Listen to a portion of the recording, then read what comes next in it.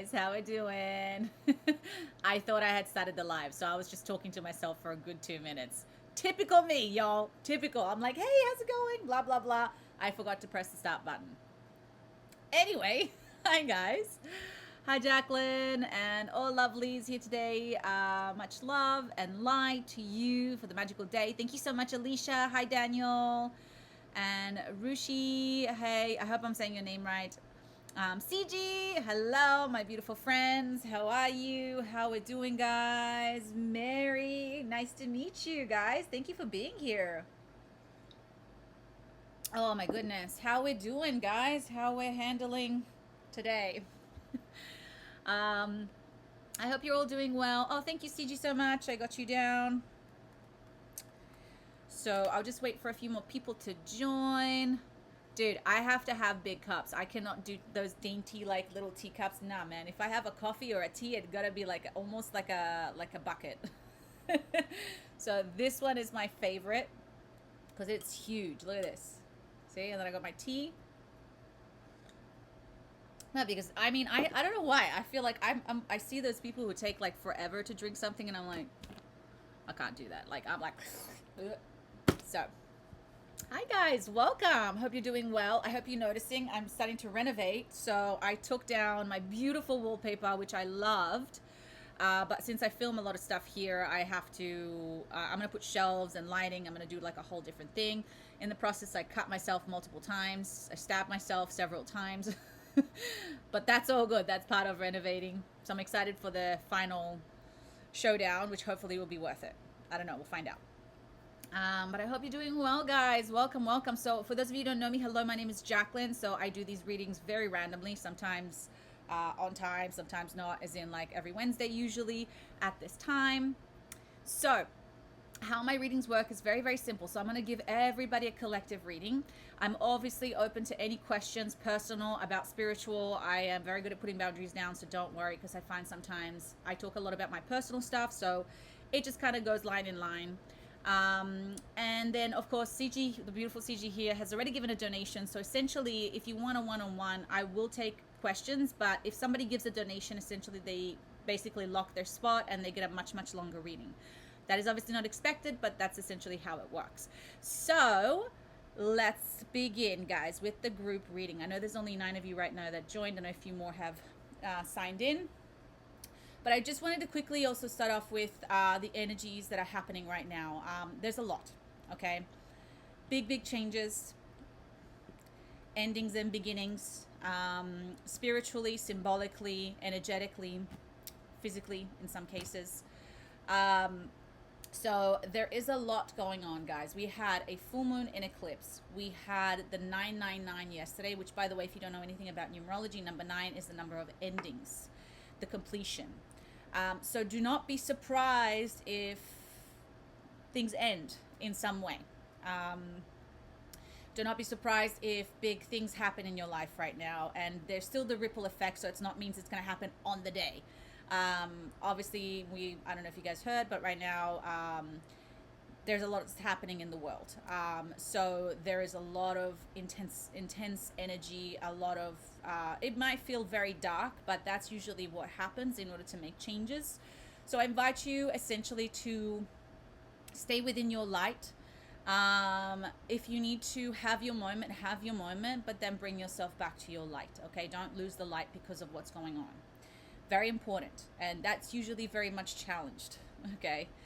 It's not easy to stay in your light. It's not easy to be positive all the time. It's not, and positive, by the way, I'm not all about positivity. It's like rainbows and butterflies. I mean, positive means being strong, being true to you, being true to your values, being, you know, doing the right thing at the end of the day. So let's begin with the group reading. Let's see what comes up for everybody energetically and collectively. So I'm just going to take a moment, connect with your energies.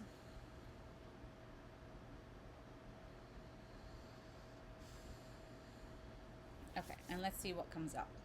This one I really wanted to come out. Forgot my cards. 1 second. Okay, my cards want to come out. Good. Okay. Oh my God, I'm so glad I'm here because the energy in the 999 is wild, but I had very productive, and that's good. Yeah. Um, it's intense, y'all. And I could feel it because I'm internally, life-wise, things are happening as well. So I know it's all a reflection. Um, and I'm assuming, I mean, again, it doesn't affect everybody the same way. You also got to remember that, by the way. Ooh, hello. All right. That's too many cards. I might get a little bit clearer on that one.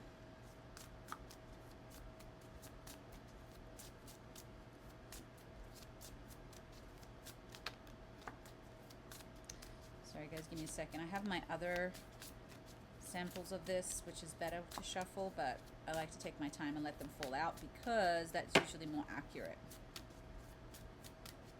Oh, hi Miffy. Welcome. How we doing? So good to see you guys. Jamie, what's up, man? How you doing? Michelle. Kiyama, where's Kiyama? That's interesting. Oh, shoot, guys. Energy's crazy. I think I am going to go with these ones. Okay.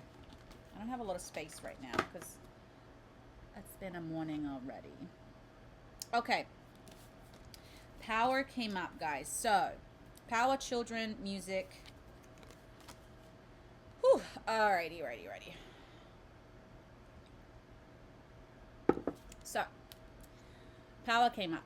So what I'm hearing immediately when it comes to power, it means that there's going to be tests around your power, the collective power, even a little bit bigger and like, I feel like obviously politically. So this is going to influence a lot of us. It's going to influence a lot of our well-being, a lot of our mental health. Sorry to be dramatic, but I'm hearing it very clearly. So again, going back to holding that light, right?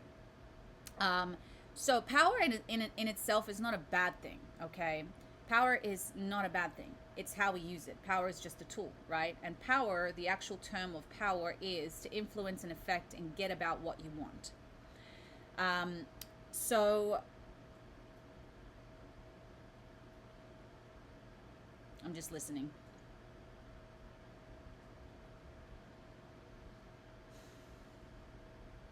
So how do you keep your peace during this, right? One of the things I do recommend for some of you is really to be in your practices and, of course, even kind of step back, I feel. And I don't know what this means for you personally as well as collectively. You got to understand this is a group reading, right? But you got to understand you might have an issue at work, or it might be in a relationship dynamic, or it could just be what's going on in the world, okay? So, yes. Now, things are going on with children. I'm not getting anything specific, but it's also inner child. I know for me, a lot of my inner child wounding is coming up at the moment because whenever there's anything big happening with change, the inner child stuff comes up. And we might not recognize it as inner child, but then when you look really back at where the wound started, it often starts, not always the case, but often starts in childhood. So, for instance, something that I've been dealing, I have a really, really bad phobia of, I have two phobias. One is animals being tortured and all that sort of stuff. It's really bad for me, very triggering. And then the other one is like flying. I still get on a plane, but it's a journey. And so all of this inner child stuff, it's linked to that. This is because of childhood trauma that I'm still carrying today. And so I've been doing a lot of healing around that because I recently had something tragic happen to one of my animals. For those of you who don't know, I have a rescue. And the flying thing came up again because I'm planning to travel next year. And so I was like, how am I going to get in this plane without being like so terrified all the time? And so this has all been coming up for me. This is an example. Now, this could also mean, though, it could also be your actual children, okay? There could actually be things going on with your children, and it could also be related to the power stuff, okay? So when music comes up, I'm hearing sound, right? So what I'm hearing is, yes, it could actually mean music, but what I'm hearing is like words. sound, frequencies, energies, right? So again, I feel like be careful what you surround yourself with, as in like the news or what people say or how you speak it, right? Because this does have a ripple effect. So again, how do you claim your power back is by holding true to the words that align with your light. I am really like I'm very opinionated, okay? And sometimes I have spiteful words whenever I get angry. I get angry very easily, and so I really have to watch myself. And this is another thing that's come up with me, but that's been my defense mechanism. And again, for me, it's linked up to inner child stuff. So look at your own life when I bring this stuff up and think about how does this relate for you, okay? I do affirmations very often. And so for me, these are things that empower me. These are tools that I use to empower me so that I have a more powerful frequency within. So whatever's happening outside, it doesn't have as much power over me. Okay, that's also another way of holding power, by having rituals and like habits and things that you stick by build up a foundation for you to stay strong. It's like putting the roots of a tree into the ground so the wind and the gust can come, but you are holding your strength. If you don't have these practices, for me, affirmations is a big one. So the frequency of words, I'm much easily more swayed, okay? So, or my meditation practice, of course, that's just a given. I don't even think about it anymore. So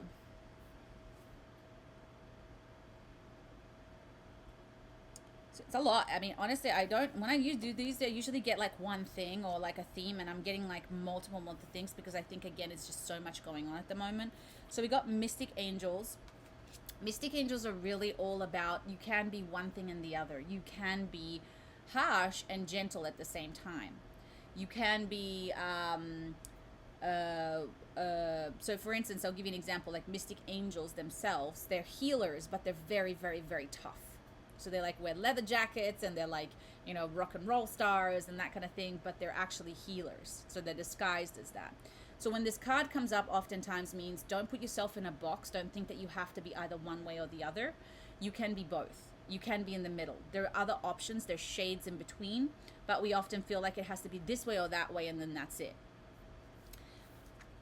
Wise ones, and again, I think this is just reaffirming everything that I did. This is also a time to grow. So whenever there's change happening, it's an opportunity for learning and growing and change. So change requires a learning curve. It requires us to develop new skills, to develop new tools in order to cope with whatever is going on. So again, the waters came up again. So this is, again, be careful what you speak. Be careful what you say to yourself. Be careful what you say to other people. Because right now it has, it's almost like it has an amplified impact because everybody's very sensitive. So when we speak harsh words in a normal time when everybody's a little bit, yeah, sure, it sucks, but it doesn't have such a big ripple effect, or to yourself, okay? And then, of course, we got werewolves. So werewolves, of course, again, it's all about moon cycles and cycles. So this is a time, I'm hearing again, this is like an energy, energetically things are happening. This has happened in the past before. It's just a cleansing or a reset happening energetically for everybody. So expect that to also happen in your life. Like, again, challenges or new things coming in and out. So things are happening so that you can reset and reprogram, which is why it's very important about your rituals, your beliefs, your thoughts, all of that sort of stuff. So keep yourself in check and don't allow the outside to taint that. Cool. So that's what I'm hearing so far. All right. So I hope that resonated. If it didn't, no worries. It doesn't have to resonate with everybody. So I have a donation right now. So CG just gave a donation. She's like, bam.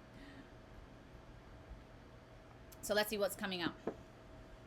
Every single card resonates so much with me. Oh, amazing, Daniel. I love that. You know what's interesting? I had a dream last night, and the setting was like past, and there was a car with a newspaper delivery person. So back in the day, they would ride in cars and throw the newspapers out into your yard from their card. So that's what I saw in my dream, but I recall not trying to actively obtain one. So today I made the mistake of looking at the news. Vibe was immensely dropped. Yes. But I remembered the dream about the newspaper. Oh, hi, Cindy. Welcome from Chicago. Amazing. Yes. So So what is your question, CG? So it's like, are you having a premonition dream? Because that very much can be something. It's sometimes these dreams happen to just warn you that this can have a ripple effect, or something big is happening um, collectively, and it can be affecting you. So, for instance, when I had the premonition dream of the house fire that I was in, instead of seeing fire in the house, I saw water. So water represents emotions. So in dreams, it's very symbolic. When well, what you were saying about the news seems to resonate with me somehow. Oh, there you go. Yeah, yeah, for sure. Hey, Violet, good to see you. I remember the new paper delivery. It's crazy to think that that was not that long ago. I know, right? Isn't it insane? So crazy. So, CG, do you want to tap into something like that? Maybe a little bit more? Or do you have a question that you need help with right now? My giant cup. Yeah, and you guys got to remember that we're all connected, okay? So, even though we think that something may or may not influence us, yeah, it does, you know? And there are certain things that happen in collectively that have much more of a bigger ripple effect than we think. Example 9/11, you know, even though you might have, I was in Australia when that happened, you know, so I mean, I wasn't here, but it still had a ripple effect energetically, and everybody felt that, you know. Yeah, because what is this earth angel activation energy I'm getting? What am I supposed to do with it? Michelle, what did the 999 mean? I had a CT yesterday and don't have a good feeling. We'll find out today. Oh, I'm sorry, Michelle. So 999 often means completion. It means ending. It means the ending of something.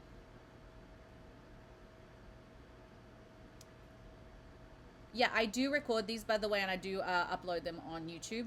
So hopefully I'm allowed to do that, I'm assuming. Just outed myself. But anyway, CG, let's get into this. So what is the earth angel activation energy I'm getting? All right. Let's see.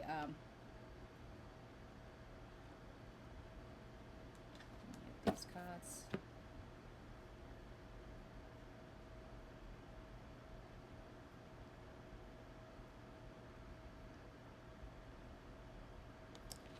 So these ones came up. So earth angels, by the way, in my oracle deck, which it's all about realms, it's all about the earth angels are essentially angels. There's two types. There's the elementals, which are the angel of animals and plants. You could also call those the earth angels. And then there's angels that are reincarnated, taken on human form to essentially help and heal others. Oh, okay. No, ask about that then. I'd rather you do that one. So that's because I thought it was, yeah, about a new course. But anyway, that came out. No. Ask about that. It could be linked, by the way. So what is your question, Gigi?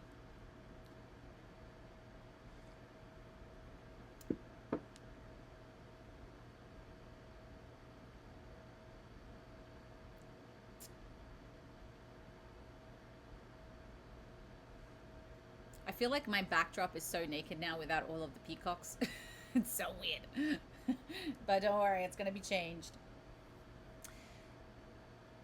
So, so you want to ask about the new course, but do you want to know something specific or just in general about it? Let me do this again then.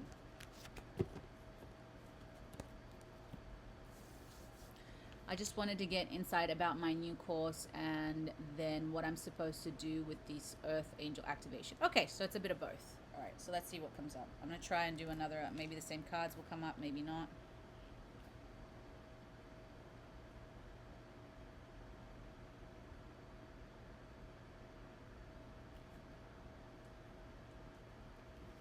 I'm still getting these two. So, hey Mel, how you doing?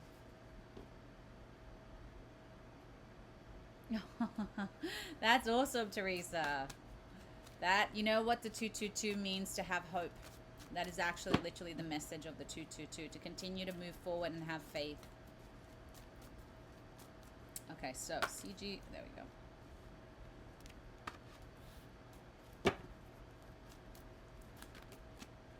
Too many cards.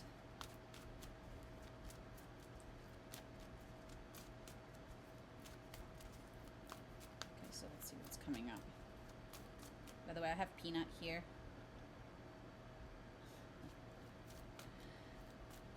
He's very, if I don't leave him in the room, he sits outside my door the whole time, but I can't let him in here because of the animals that I have in here. They're roaming around and he will, yeah, so if I have him here, he's usually pretty good. But he's such a baby boy. Okay.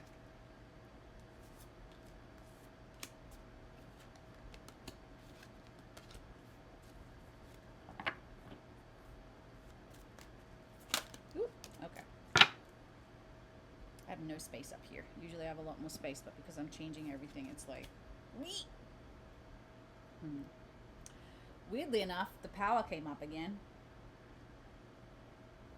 Okay, so this card, it is safe for you to be powerful. You know how to be powerful in a loving way that benefits others as well as yourself. So this kind of relates to a little bit of what I was saying before in the group reading, is like in the sense of, you can be powerful and loving, right? But we often don't put those two together. So CG, sometimes as spiritual people or whatever, we have, and I don't know this is you specifically, but there's something around it. We have a fear of being too loud or too powerful, too big or too something, right? Because you got to be humble, you know, and you got to be this and you got to be that. It's like, no, you don't have to be anything. Whatever is authentic to you, whatever feels right, as long as you have the right intention, it's good. So something about you claiming more of your power here. I'll get to it. It makes sense in a minute. I'm still just receiving some of the information, little bits and pieces. I'm sure we're going to come back to that. So the next one I got is actually the angel of marriage, but I think this is really about you having a connection to the earth angels. I think you're partly earth angel, and I think this is why you're having such a strong connection to it. Because I kind of know you a little bit, I saw that you have incarnated angel in you, so you have a strong presence of incarnated angels. So in my realms, there's personality traits and physical traits of angels. So the marriage I'm hearing here is that you're part incarnated angel. Your soul has lived many lives in that realm. So you are very connected to angels in some way or another.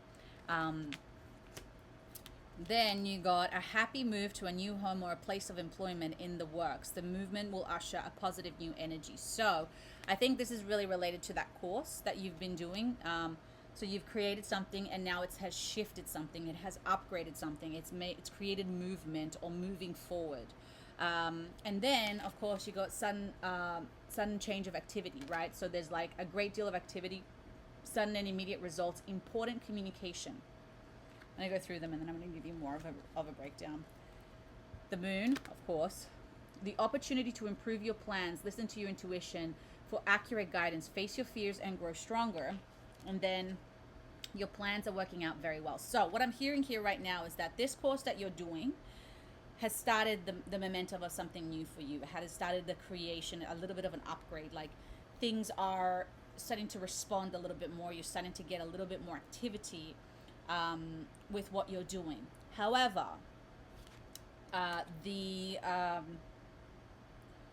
opportunity to improve plans.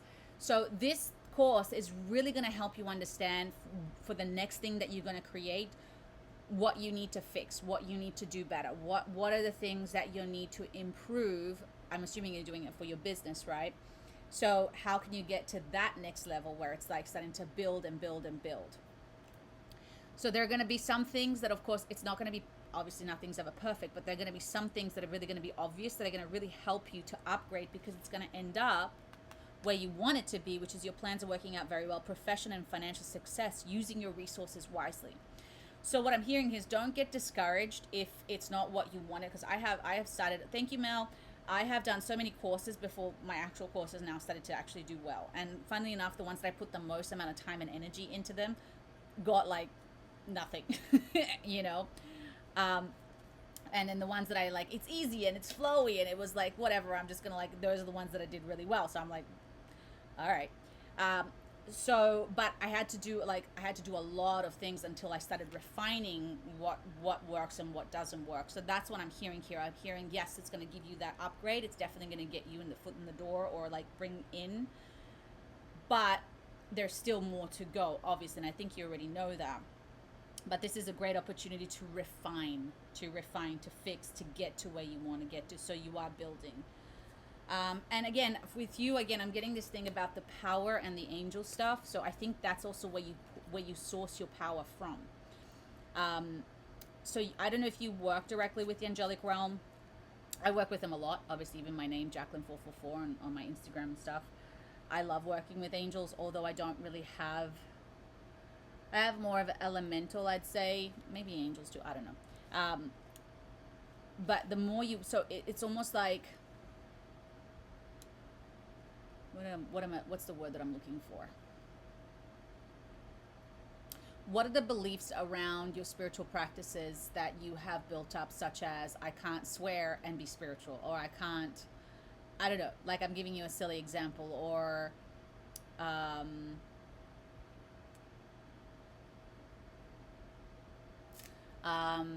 like again, it's putting yourself in that box, right? So what I'm hearing here is like,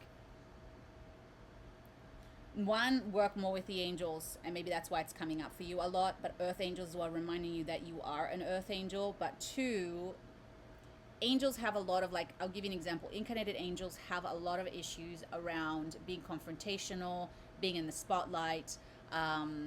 They're very humble, and they're very like, they're helpers, so they don't like to ask for help. So oftentimes they miss out on opportunities because they're always just like, oh no, it's okay, you go, or oh no, it's all right, you know, always lifting up other people and never really lifting themselves up. So it does backfire sometimes.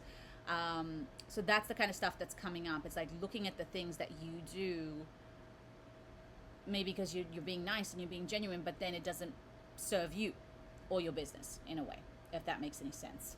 I'm just going to quickly read these. Therese, I got synchronicity, lost, and messages, and trying to trust the process, even if at rare times of anxiety and stress. I hear you. During stress, I can kind of forget for some reason. Yes.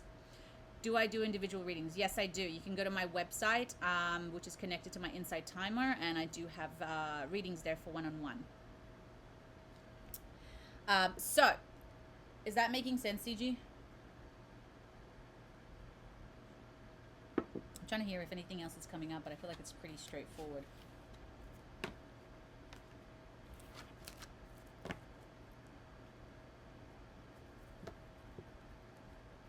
And I could ask a bit more if you want. The moon card showed up earlier today. Yeah, it's stepping stone course. Jacqueline, I made the course last night. I don't know.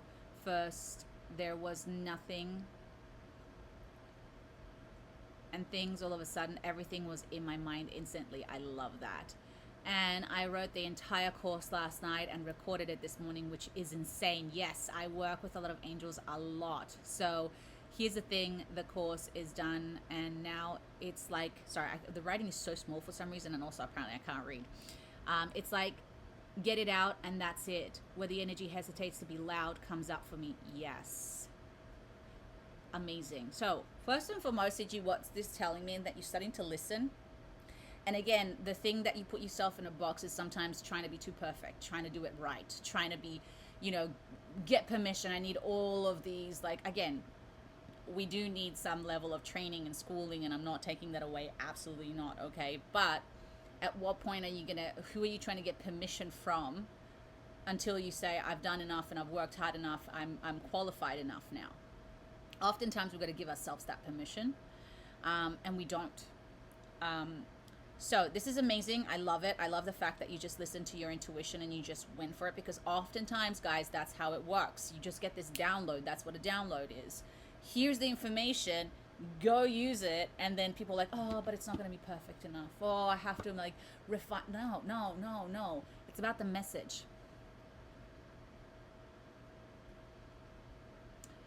Yeah, I don't know. That's the thing. Maybe I do need to give myself, but that's the loudness that I'm talking about, right? And I'm not talking about, there's a big difference between being arrogant and being confident. We always mix the two.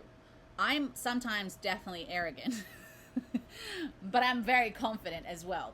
Um, but I'm okay with either one because my arrogance comes from mistakes. It doesn't come from me trying to put people down.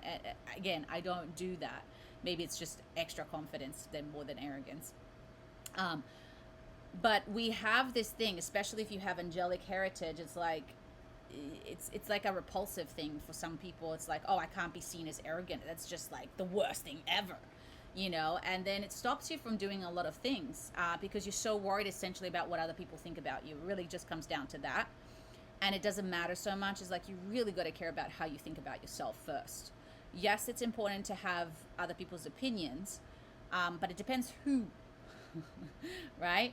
We give everybody so much value, and I'm like, listen, if you're making more money than me and you're super successful and you have your opinion about my business, I would love to hear it.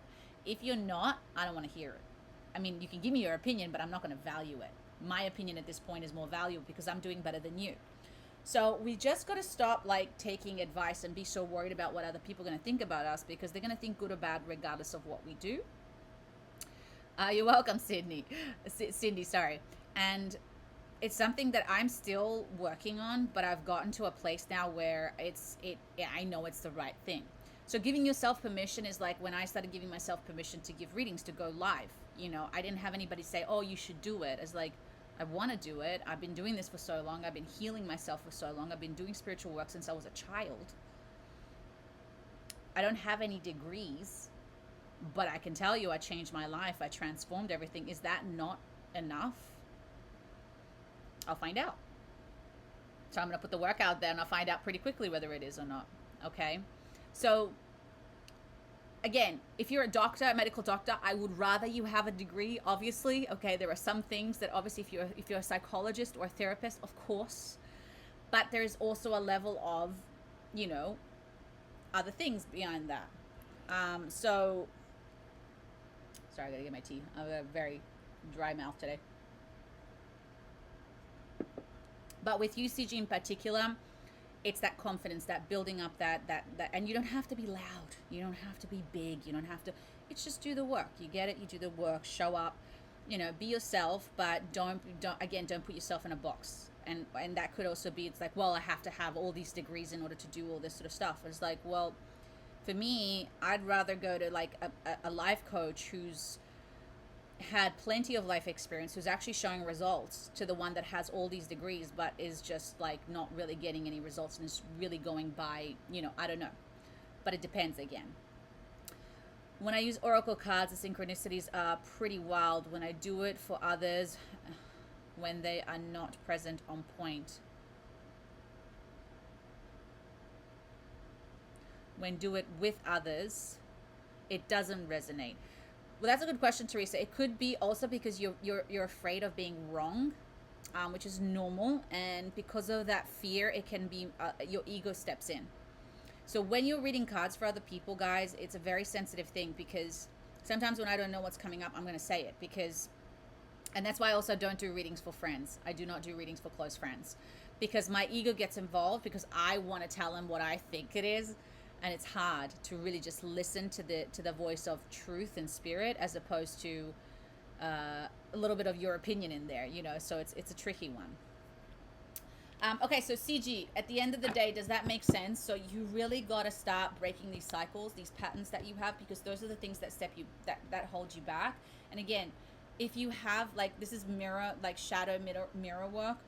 If you do have a fear of coming across as arrogant or something, then ask yourself why, and where did that trauma where did that trauma stem from, right? Because that is sometimes the very thing that you just need to be okay with in order to take that next step, to give yourself the permission to level up. Okay, we got to be okay with our shadows, and we got to be, and the more okay we are with them, the easier it is for us to do the right thing. But the more we suppress, disown, and deny, the more subconscious we act out and actually end up doing bad things, not even knowing it. That's how good people do bad things.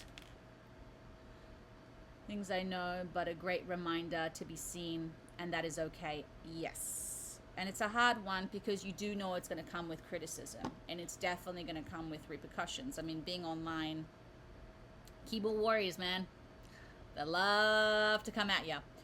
So it's building up that strength. It's still with me. It doesn't feel pleasant, but I've gotten to the point where I put myself out there enough now that I can just go, whatever, you know.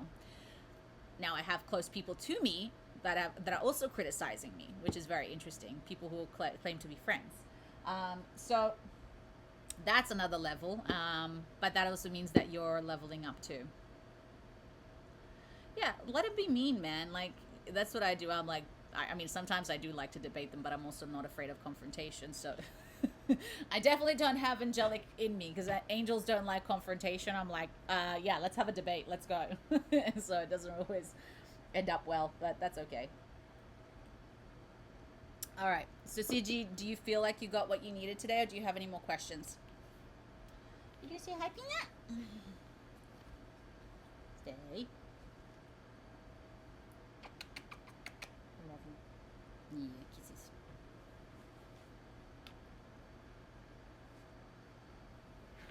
Oh, you're so welcome, CG.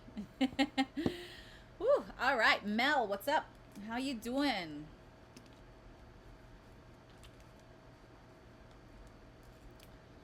So I'm gonna close the energies with you.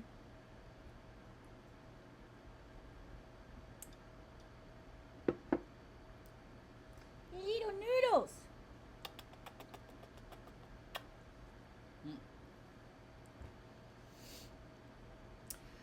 Is it okay if I don't have a specific question, but just open to see what comes up for me? Nah, you have to have a specific question. No, I'm joking. Of course, no, that's fine. So you just want a general. So let's see what comes up.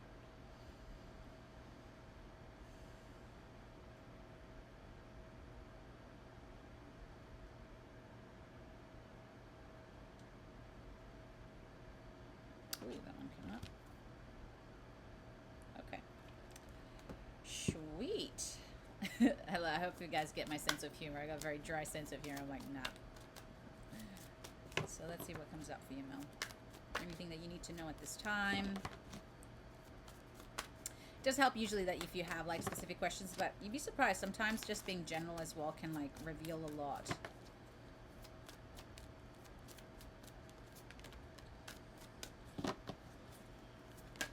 Oosh. They're flying. Ooh. Yep.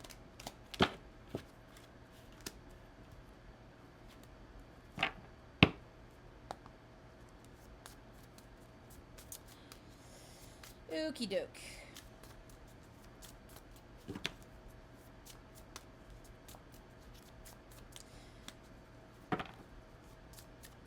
Anything else? All right.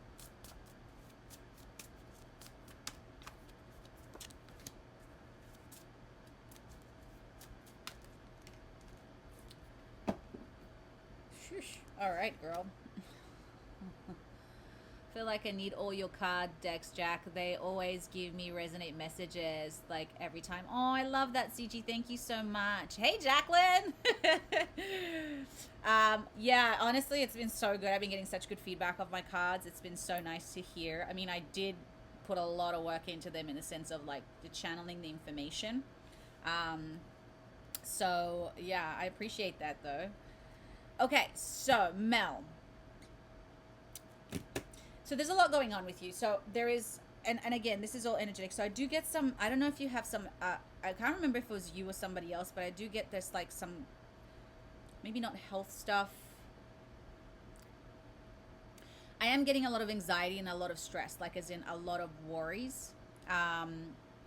So like the card that came up here is like your worries are necessary. So there is like this situation or something that's going on in your life that it's causing a level of stress, that's causing a little bit of and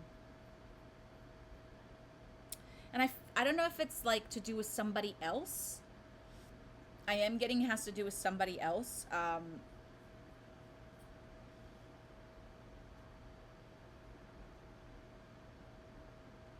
just listening, just give me a second. Like, I don't know if you're not feeling as supported, or I don't know if you're having communication issues with somebody, or you don't feel as, again, I keep hearing I'm not feeling as supported. And the other thing that came up, you got three really heavy cards after that. So you got the demonic, the shadow walkers, and the warlocks. So when the demonic card comes up, oftentimes, this one often means somebody's not being as compassionate. Somebody doesn't have your best interest at heart. Somebody isn't seeing you. Somebody isn't at the same level as you are in the sense of compassion wise, or understanding the situation as well as they could. So there is something here. And then there's the shadow walkers, which often means an in-between world. So somebody is not making a decision, or they don't know how to commit. And this could also be you, by the way. There's like 1 foot in and 1 foot out. And then the warlocks came up, and the warlocks are all about admitting to the situation, being honest with yourself of what's going on, seeing the darkness of the situation so that you can make the changes necessary. So don't be afraid, for fear will only control you. Instead, acknowledge the shadows within you, and from there, choose who you want to become. Avoiding the truth will only cast more shadows. So, because I don't have a context here, I'm not quite sure what the situation is, but I hope this makes sense, Mel. It could also just mean that right now you're dealing with a lot of inner shadows that are coming to the surface, or that need to come to the surface in order for you to up level. Okay, so if I knew a little bit more context, of course I could give you a little bit more, and I'm just reading energy right now, or like I'm seeing things bit by bit, and so I'm just telling you what I'm seeing. But essentially, whatever's going on, you need to up level in the sense of you got to be honest with what's going on. It's like, this is where like toxic positivity can come up. For instance, is like ignoring the truth and pretending like everything's great and everything's hunky-dory. But it's almost like creating more of a distance between you and the reality of the situation, and then you can't fix it because you don't know what the problem is, because we're not looking at the actual problem. We're trying to look at not even the solution. We're just trying to basically avoid the truth, because we don't want to deal with the emotions of it. So I don't know, again, if this is you going through this, or if this is health issues and father issues. Okay, so this is making sense, because I did get health as well, but I didn't want to, again, and this is what I mean, guys, by readings, is like sometimes I get a feeling, but I don't know if I'm projecting. And so it's very difficult sometimes, even as a reader, to be 100% sure of what I'm seeing. So I usually say the things that I know I'm sure of, but the other things I can be like, good. But so when you tell me this, I'm getting... So I'm going to be honest with you as well. I do see the possibility of somebody transitioning to the other side. I don't know if you've recently had a death, or if somebody's really ill, and I don't think it's you specifically, but I do see possibility of somebody maybe even transitioning. So I do think that there's a possibility of, it could be a pet as well, by the way, I don't know, but there's, or of some distant friend, but I do also see that, so I'm just letting you know. But your health issues in particular, I just feel like you don't feel maybe supported, or somebody's not compassionate enough towards you with what you're going through. And I think that's what was coming up there. So it's like, it's making you, it's essentially triggering even like a lot of like, which is normal, obviously, because I would feel like that too. It's like, it's triggering just feeling like not supported, alone. And but the problem with it, it's making it worse for you, as opposed to like, so it's creating this inner dialogue that it's creating more negativity, as opposed to, and that's how it works. But okay, the point that I'm trying to say is, don't allow this to affect you negatively. So how can you begin to basically change this situation where you can support yourself, where you can love yourself regardless of how somebody else treats you or thinks about you or loves you? And I don't know if this is your father, for instance, you know, and like all this worry, and maybe you're even worried about him, and then you're worried about yourself. So there's a lot of worry, right? But like, worry also is not going to change the situation. Yeah, okay. I can see it. It's heavy, to be quite honest. I'm feeling a lot of heaviness, you know. And I think you are trying to be positive, but again, I'm hearing in my mind, it's not the best positivity, in the sense it's toxic positivity. And I don't mean you're being toxic. I mean as in you're just trying to cope. You're just like, okay, I'm just going to wake up and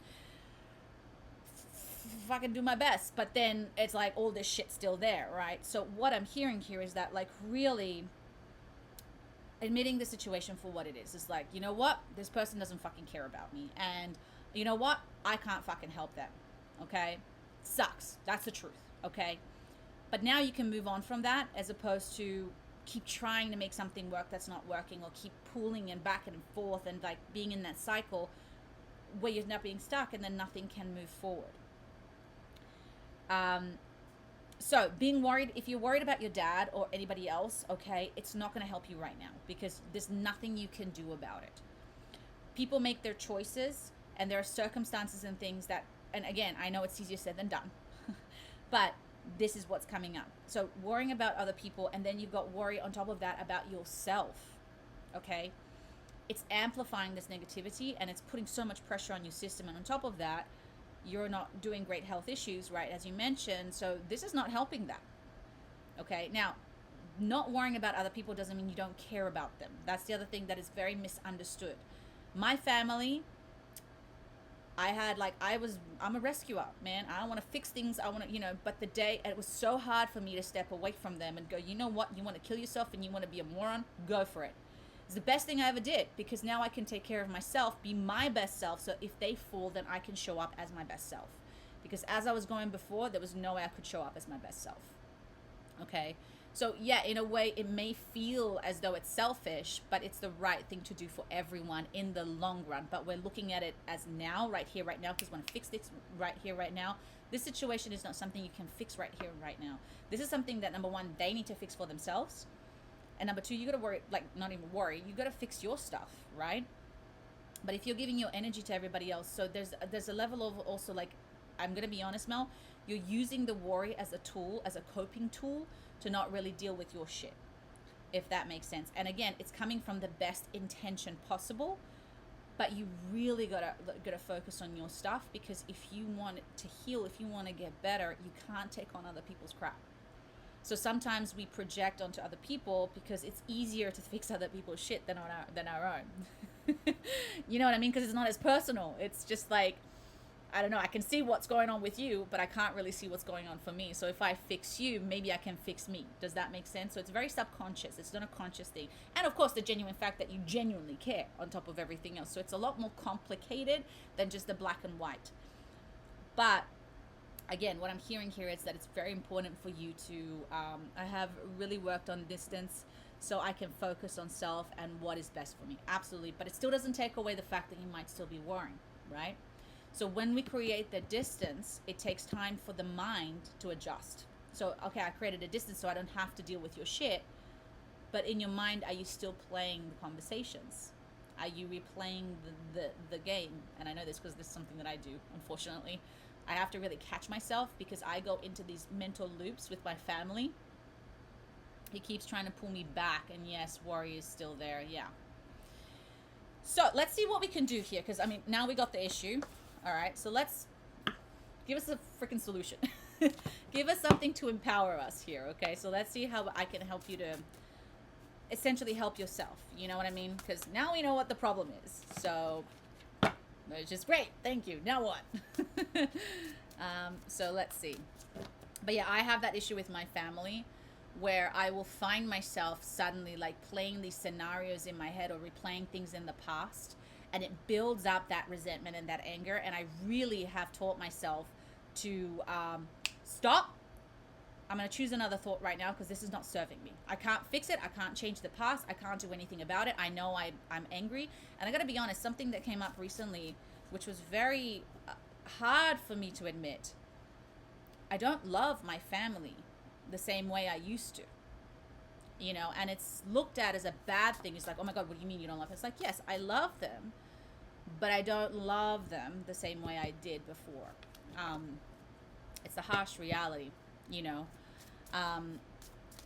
Do I feel bad about it? Yeah, but it's also the truth. You know, and I think it's also because I haven't seen them for a long time. And when I do see them, of course, there's strong emotions, but it's just like this, me not feeling safe around my family and me distancing myself. I don't think it's healthy, but that's the truth, you know. And sometimes we just got to admit where we are at so that we can work from there, and then I can build a stronger bond if I choose to. so that I can have that bond again. So I don't know why I'm sharing this, because I feel like somebody else out there might feel that and needs to hear it. So you got shadow walkers again. I'm just going to read it. The shadow walkers are deeply connected to the afterlife and are part of the other world. They call you to let go and accept that you may not have all the answers or resources. Hey, Hannah, good to see you. Oh my goodness. Find peace in not knowing. You may be in pain and feeling lost, but know that your darkest lessons can turn out to be your greatest gifts. There you go, Daniel. I knew somebody needed to hear it. So, my love, I think it's just this need to have answers, this need for things to resolve, which is normal. As humans, we want to fix things, we want things to work out, we want things to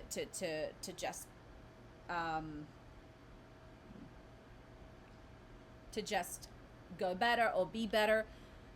Sometimes the best thing that we can do is just not be okay with not knowing, be okay with not having the answers, because it takes pressure off of you, because suddenly you realize, I don't have the answers and I don't know what to do, and that's okay, because not everybody does. But we, for some reason, give ourselves this pressure that you have zero answers. What do you mean by that? Zero answers is in like, you don't have any answers of the situation. So I don't know if you were maybe more of like the fixer in the family, and which is why it's hard for you to step back. I don't know what that situation is, but like I'm hearing is like, don't feel bad about it, because again, it takes two to tango in relationships, and sometimes we take on more responsibility. Again, I'm just using my family as an example. Like, they're the parents. Why am I taking on this role, right? So sometimes you got to just see it for what it is. Yeah. And it's like, you know what? You've got responsibilities too, man. And if you're not putting effort in, then this is not a fair, like, this is not a fair exchange.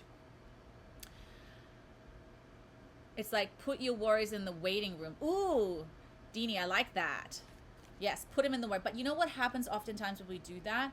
With time, solutions come up, because what ends up happening is that when you a little bit let go, you take that pressure off, your nervous system starts calming down. Now, when your nervous system starts calming down, your frequency begins to change. And when your frequency begins to change, you are more open for more information to come in.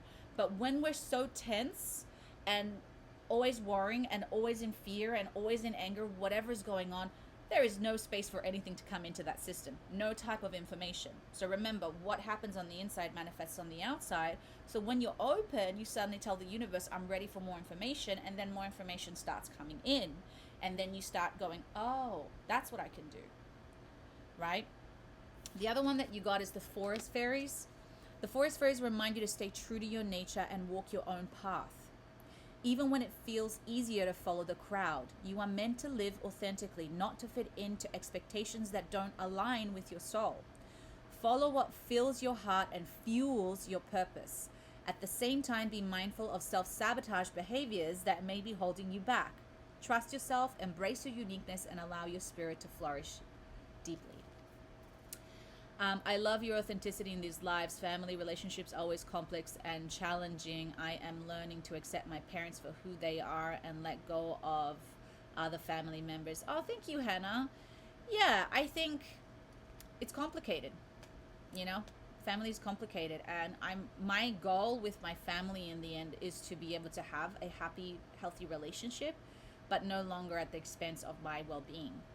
And again, I don't think that they're bad people. They're just people who don't want to do the work. So my father's an alcoholic, and my mom, she's a very nice person. Very, very nice person. But her niceness, I always say, be careful with people who are, there's a difference between somebody who's kind and somebody who's nice. You want to be with somebody who's kind, not nice. Nice people don't want to rock the boat, which means, with my case, when bad things were happening to me, she wasn't stepping up because she didn't want to rock the boat. And she could have saved me from a lot of things. So there's still a lot of resentment coming up there, which I've been realizing and dealing with. Being kind is like, I'm going to stick up for you because it's the right thing to do, and I don't have to be an a-hole about it. But being kind, it's like I'm being kind by being harsh sometimes. Does that make sense? Yes, that's usually a lot of people, people's family, the people who do not want to do the work. Yes. I'll never be nice again. Violet, you can be nice and kind. You can be nice and kind at the same time. But I'll give you an example. Like I said, my mom knew that I was being, I remember going up to her. So for those of you who don't know, I have a history of being sexually abused as a child. And when it came to me telling them that this was happening, they didn't fire the gardener. He lived in our garden, okay? That is an example of being nice. They were being nice to him, but they were not being kind to me because I was terrified. So if your child who's 6 years old goes through something like that, the right thing to do is to fire him and get him to move away as possible, as far away from your child.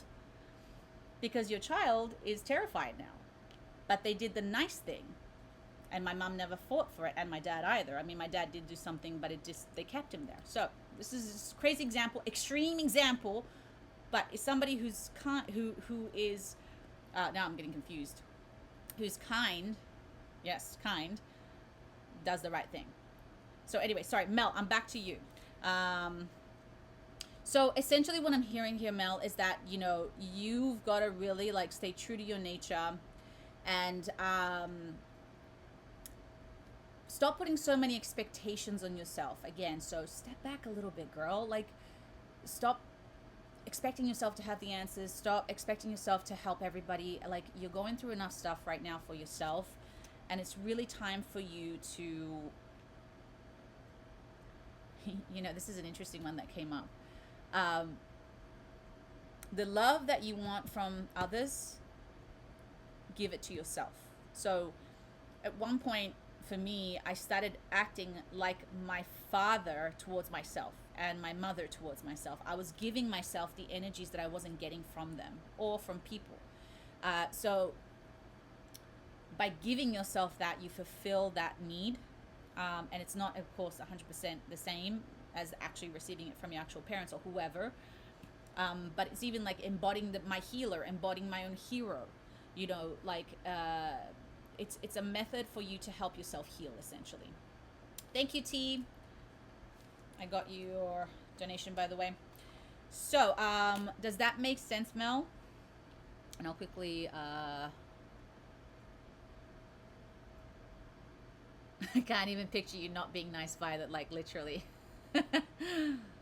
Yeah, you see the difference. Awesome. Well, I'm not the nice when my kids are involved. That's where the line is, and Earth Angel side is balance. My kids, nope. Yeah. And again, you can be kind. You can still do things in a kind way and a nice way, but still have strong boundaries. Okay. So nice people sometimes don't have very strong boundaries, and oftentimes that's their lessons, right? Thank you, Hannah. So that's something that my mom unfortunately had to learn as well. She's such a nice person. She got walked all over, by my dad and by other people, and they treated her like shit. My grandfather and all them, they didn't treat her very well because she was always just like, oh yes, no, that's fine, that's okay. And then of course people who are a little more egotistical are going to take advantage of that, So Mel, going back to you, my love, do you have any more questions? Do you feel like this helped you? Do you feel I gave you some direction here? Please see my message above about father alcoholic. Oh, I didn't see it. Sorry. I must have missed it. Oh, okay. Father alcoholic, but now is 79, trying to finally work on it, but there is a lot for him to work through, but I think he thinks the focus is not drinking. Wow, that's typical alcoholic. Alcoholism is a very hard one. My father will never, ever, ever admit it. That he's never admitted, and he will never admit that he's an alcoholic, although he gets drunk every single day. I mean, It's amazing though that he's actually trying to work on it.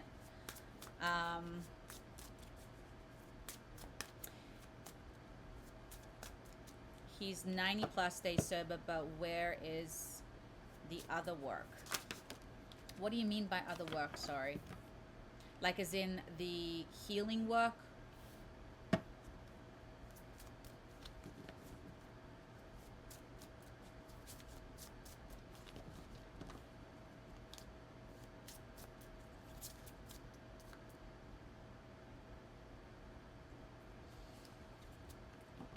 Why he drinks, impact on others, etc. So like he doesn't want to admit deeper work. Okay, so he doesn't want to like, well, I mean, you got to give him credit that even the fact that he is, Mel, like working on it at 79, and it's already a huge thing. I mean, think about the years and years and years and years and years and years of denial, telling himself one thing. And alcoholics, not all alcoholics, but they have some level of narcissism. Most addicts do, unfortunately, because you have to in order to keep using and excusing your behavior. Speaking for myself as well here. I think you got to lower your expectations. You know what I mean? I think you got to be okay with how far he's already gone and how far he's already come. Because like I said, I don't think my dad's ever even going to admit that he has a drinking problem. He will die until he will ever say that he's an alcoholic. So the fact that even somebody can do that, you got to give him a grace period, because this is years and years and years and years of denial, and he's slowly now chipping at it. Okay, so when they're letting go of something like that,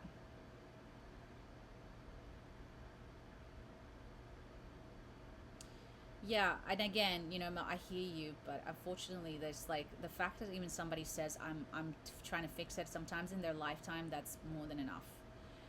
So I mean, I can try and tap into something there, but I don't really feel like there's like, all you can do is just be supportive of his choices now and be okay that he's still going to F up. I hate it when things fall. Yeah. So you got the fire spirits, which are about igniting change within you, okay? This situation has reached its limit and it's time to move on. Be mindful of intense emotions. Use them as fuel to propel you forward, not destroy. Channel the fiery energy within you to create transformation and growth. Allow the flames to guide you towards new possibilities. So, this frustration that you're feeling and this, because like now you're like, okay, great, now you can see it, can't you? Like, obviously, it's like, that's a little bit, it's like, use that energy, alchemize it. So whatever's happening, like, yeah, he's gonna do 2 steps forwards and 7 steps back. Okay, that's the reality of this, but at least he's trying to go forward. So use that frustration, use that energy, and alchemize it. And I don't know how you can do that, but essentially, like, what I'm hearing here is just like there's not, unfortunately, you can't control his choices and his healing.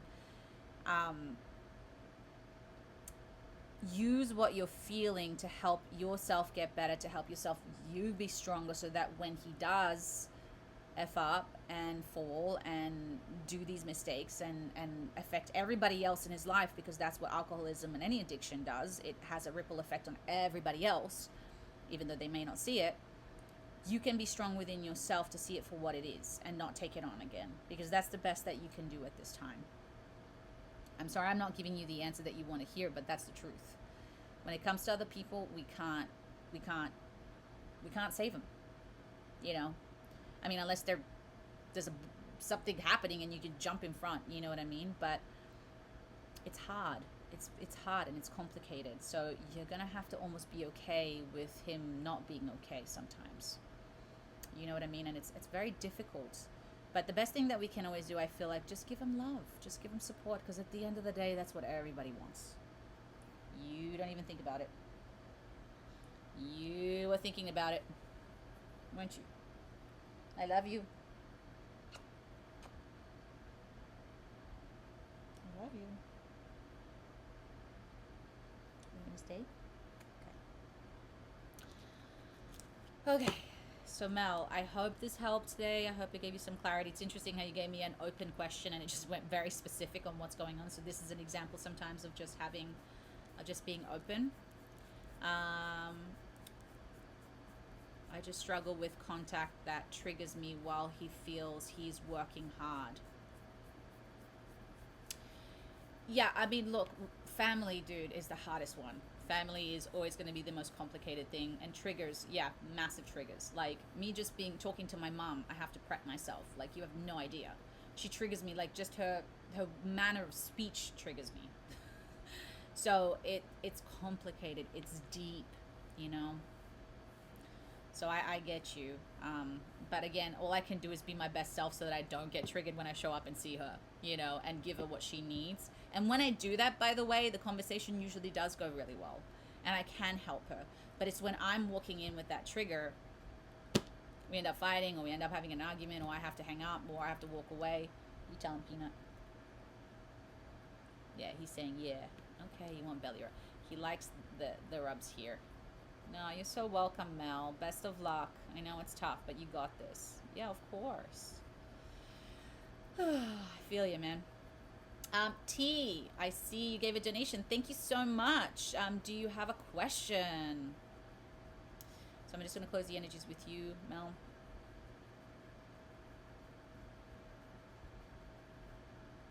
What do you want? Do you want mommy cuddles? No.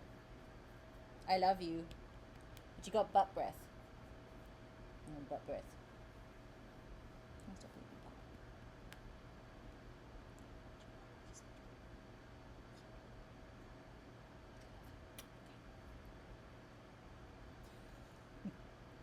He's being a little dramatic right now.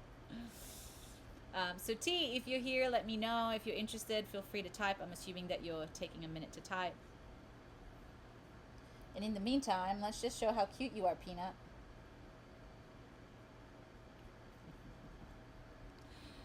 Nothing specific, lots of changes happening, personal and at work. Lots of, I think you mean, oh, balls in the air, sorry. I was reading that wrong, but that's what you meant, but then I understood the message. Looking for a bit of direction, feeling a little lost. All right, so let's see what's coming up. Can you stay down? No. No, mommy's working. Get down. You want to stay here? You got to go down. Okay? I'll give you tummy rubs later. Okay, so let's see.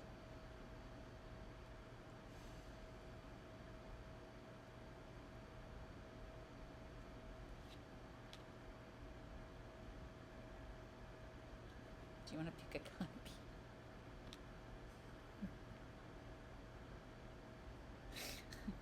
I hope he's entertaining, guys, because he's definitely a personality. Chihuahuas, I'm obsessed with Chihuahuas after I got Peanut. You guys are little terrors, though, sometimes, too. Is it like gremlin mode? Okay. Sweetie, I can't do readings and give you belly rubs at the same time. It doesn't work like that. Okay? No. Alright, T, let me see what comes up. If Peanut gives me a break.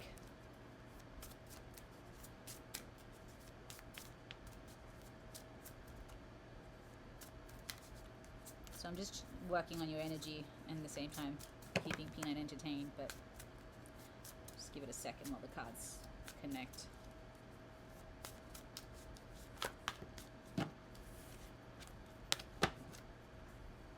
You want to pick one, Peanut?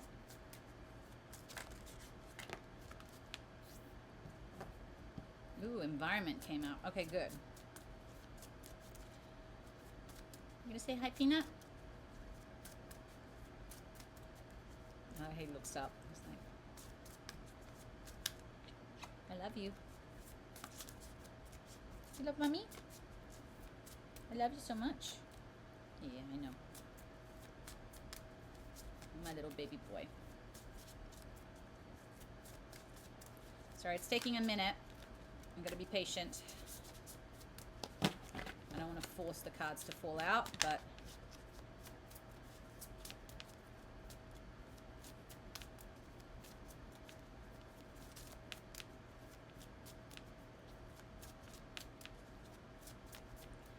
it's taking a minute, y'all.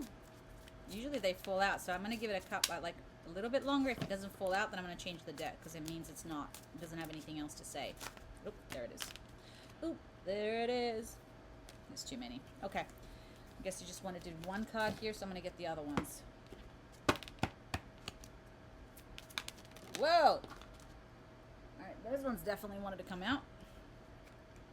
So you can't force it. Okay, so Crystal Witches came up. Okay, so amazing. This is actually very helpful. So when the Crystal Witches come out, T, essentially what's going on is, thank you, Lee. Peanut is very entertaining, that's for sure, when he wants to be. Okay, so your environment is having a big influence on you, T. So what does this mean? So the environment is essentially, it could be literally sometimes the area that you live in. This is maybe not to do with changes, but essentially like this is having an influence and effect on you that it might be causing some of the indecision, some of the struggles to make a change. There's a ton of studies, guys, by the way, done around environment and the effect of your environment on you and your decisions and on your frequency. This is why when you are living, for instance, in an environment where everybody is like having kids at 15 and like they're doing the same bloody thing every weekend, and you think that you can elevate in that environment, you can, but it's going to be very difficult. So you have to move out of that environment in order to create an environment that's better for you. Or even just as simple as your bedroom. You have chaos in your bedroom, nothing's clean, everything's messy, and you want to be like feel good and happy and positive. Well, good luck with that. I mean, unless you enjoy chaos. Of course, when you walk into a house where everything is clear and clean and at least somewhat organized, it gives you clarity. So what I'm hearing, T, is that there's something around you, and this could also be people, right? The people that you surround yourself with are very negative, and it's making it difficult for you to be positive or to see a way out. So this came up very, very clearly. The next thing, it will be better if you just make a decision over analyzing and find compromise. So your mind, I feel like, again, your mind is very clouded, and it's very difficult for you to move forward because you can't make a decision. You don't know, you're worried about making the wrong decision, or questioning the decisions that you make. So there's like the two heads butting, right? I can see you, you know. So just make a decision and be okay with your decision and be okay with the consequences. Everything has a cause and effect. Every choice that we make has a repercussion, positive and negative. We always think is like, well, if I make this decision, everything's going to be positive, and if I make that decision, everything's going to be negative. And it's like, that's not how it works. Everything has a positive and a negative. You know, let's just say you want to become a surfer, professional surfer. The positive is you get to be in waves and it's fun, and the negative is it's going to be freaking cold. You might drown. There are sharks. You know, so everything has a positive and a negative. Weird example, but that's what came up. Okay, then balance. Okay, so another reason why, good to see you again. Another reason why this is so difficult is because your life is quite unbalanced, which I do think it has a lot to do with the energies again around you. Peanut, that is ridiculous. If you guys could see what he's doing right now. Okay, I have to show you. He's just, what are you doing? Who sits like that? Sorry, guys. I had to share that. He's semi-human, I think. So there needs to be more balance restored in your life, my friend. And I think that's why you're also seeking these changes in your career or whatever. This is oftentimes like working multiple jobs or projects at once, so it could also mean, sorry, I'm just reading this again. Your job, unfortunately, is like what? So much of your time. Okay, so if there's something even imbalanced there, how can you make that a little bit easier for yourself?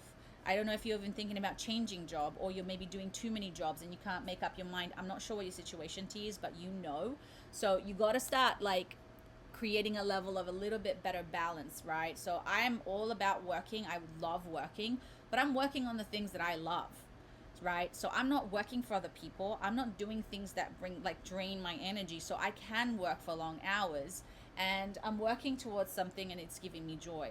But if I'm working for somebody else, it drains the energy out of me. I'm grumpy. I come home and I don't have time for anything else. So I don't know what's going on there, but there needs to be a little bit more balance. Peanut, you're ridiculous. He's like, his head is on the table and he's just like passed out. What? You're being too cute. You're stealing the show. You're a little baby boy. So, what the answer came up is change your perspective. The reason why you can't make up your mind, the reason why everything is so difficult is because you're looking at it from this perspective and you're not understanding that there is so much more happening and so many more options, but you're thinking very black and white. It's only left or right. I can only do this or that. And that sometimes you think it's like too many options, but really when you look down to it, it's like you're very limited in the way that you're seeing things. So there is a better way. Pause for reflection and insights. Dare to be different. So you gotta think outside the box. You gotta think outside of the perspective and the information that you're given, and possibly even the environment that you're around. So when you change the way that you look at things, the things that you look at will change. Okay? So that's how you find the answers. But oftentimes as well, if we're stressed or we're tired or whatever, we don't have energy to even do that, right? So you need to restore some balance. You just need to make a decision and be okay with your decision.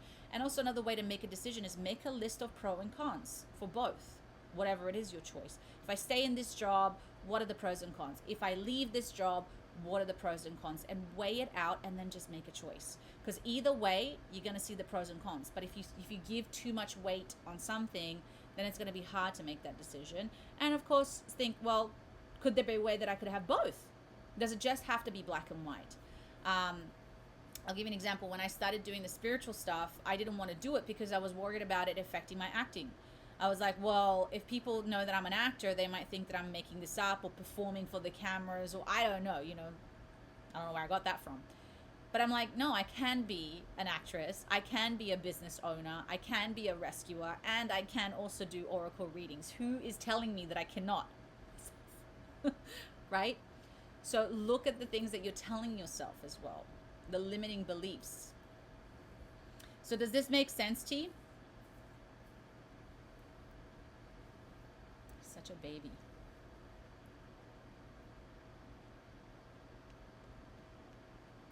Pause for reflection. Yes, that's the other big one as well, right?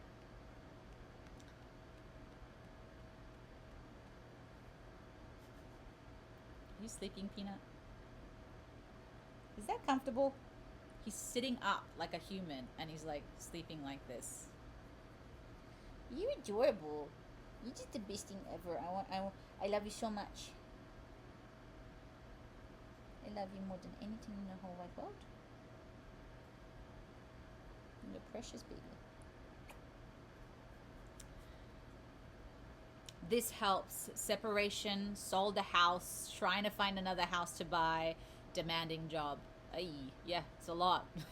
It's a lot going on for you, man. But change isn't always bad, okay? Change, I mean, it feels bad at the time. I know it does because it's too much, but understand that change happens oftentimes because it's guiding us towards something else.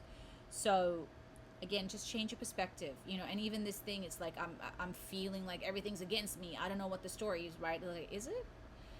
I always say to people is like, think about the worst thing that ever happened to you and then think about it like 10 years later. It always ends up being sometimes the best thing that ever happened, but at the time it's the most devastating thing ever, right? So how can you change your perspective of the situation where it can serve you and help you move forward and help you make the right decisions? As opposed to being a victim to it or being stuck because of it, Yeah. So do you have any more questions, T? Like, do you need any more guidance or direction, or do you feel like you got what you needed? Peanut got what he needed. Peanut got turtles. Like the little paddles.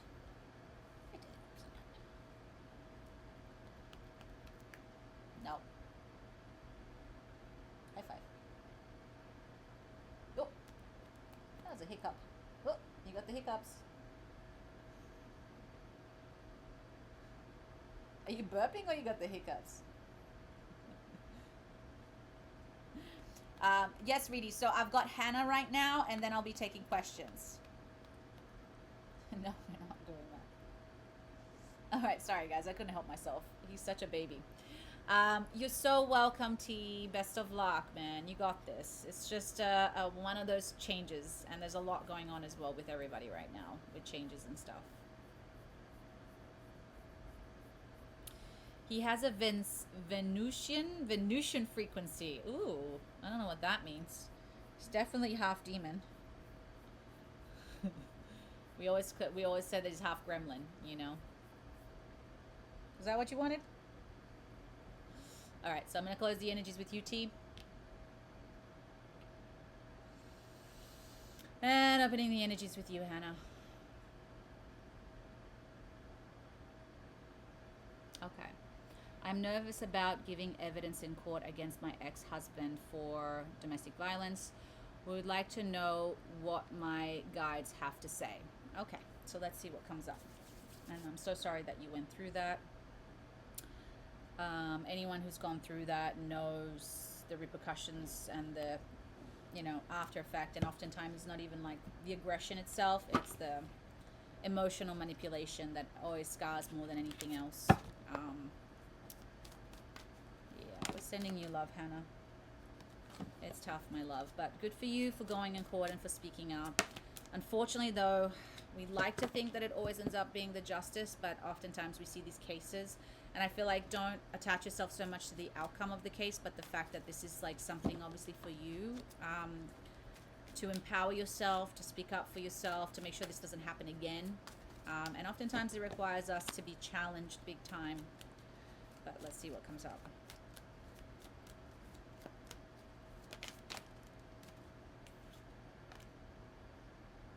Peanut. I think Peanut likes these readings. He's into it.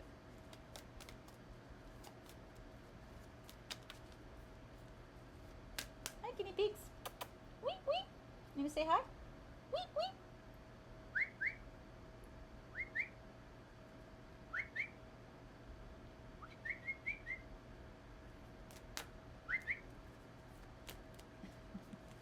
Sorry, I'm talking to my guinea pigs, as you do. Yeah, I mean, the justice system needs to be updated, that's for sure. It needs a little update. It's very old, and it still hasn't adapted to the new ways of doing things. Also, the justice system in itself is corrupt, so that doesn't help either. Depends who you are and how much money you have, oftentimes. But having said that, there are times that things don't turn out right, so yeah. So listen, the outcome is good, actually. I'm seeing a positive outcome, to be quite honest. You got the Sun, you got an Major Arcana, you got two Major Arcanas, which both are very positive, and then that's not a Major Arcana, but it's an ace, it's a number 1. So a lot of new beginnings. So the first card, happy outcome, brilliant new ideas that lead to success. Have confidence in yourself. You are ready. You have resources or the ability to manifest them. Life is magical. And then the inflow of abundance, a promise, a business venture, important documents or contracts. Contracts usually with legal stuff has something to do with that. So the contracts also I'm hearing here, this is a spiritual contract that you've made with this guy, okay? Oftentimes this is the case, right? We make contracts with people. Hey, you're going to abuse me in this lifetime so that I can learn these lessons, okay? So one of the things that I'm hearing here, this is also part of what happened. So the first thing is that this is happening, Hannah, because it's teaching you to essentially have more confidence in yourself, trusting in yourself. Like this is a challenge, and sometimes it's hard because we're like, I don't know what the outcome is going to be, but what this is literally teaching you is to have more confidence in yourself, that you are doing the right thing. You don't need permission from anybody else. You're doing this because you know it's the right thing for you, and for other people as well, right? Because if people abuse, often they tend to repeat that. Unfortunately, that's the pattern oftentimes. And if somebody doesn't speak up or say something, and listen, he might still do it, but at least there's documents now that prove that he has this history. There are things that have a repercussion here, and you're the person who actually did that to him. So you have to remember that just as much as this person had power over you, you have power over them. And right now you're in the power, in the position of power, even though you may not feel like you are, because he's still bringing up a lot of fear, which is normal, you know. So claim your power back by knowing that you are the person in the power right now, because you have all these evidence. You are speaking against, and you're saying, hey, this person did all this, and I'm not defending you anymore, and I'm not protecting you anymore, and I'm not allowing the love that we had between each other to let you get away with it. I can still love you, and you're still a POS, and I'm still going to make you accountable. And you know, no, I know, and it's hard. I totally get it, because it's like, even if, let's just say he wins in the court case, it's not even about that legally. It's about you standing up for yourself and realizing that you do have power in this situation. In relationship dynamics, when there's an abuser and somebody who's being abused, there is power dynamics happening. Problem is oftentimes with, and by the way, I have a history of domestic violence. When actually it was when I was a teenager. I had a partner who was incredibly violent. Hey Jasmine, nice to have you here. Thank you so much for being here. One thing that I realized at the end of the day, that this is for me, okay? I allowed him at the end of the day to treat me that way. I could have walked away at any time. Now, why do we do that? Is because I didn't have confidence in myself. I didn't think anybody could love me. I at the time, I kept getting kicked out of home, so I had nowhere else to go. There are other factors behind that. But when you go down to the core of it, I allowed him to treat me like that. And when he cheated on me, I realized suddenly that the power dynamic had shifted, and suddenly I was in charge, and he didn't want me to leave, and I suddenly could get him to do things that, you know, which I obviously didn't abuse. But I realized once I took his position, and I claimed my power back by just walking away, okay, which is what I had to do for myself, and saying, you did this to me and I'm walking away, which, by the way, 15 years later, he still stalked me, but that's a whole other story. So this is a power realization. When you're in abusive relationships, it's oftentimes to realize that you had the power all along. You just didn't know you had it. And that's also programming, social programming as a woman.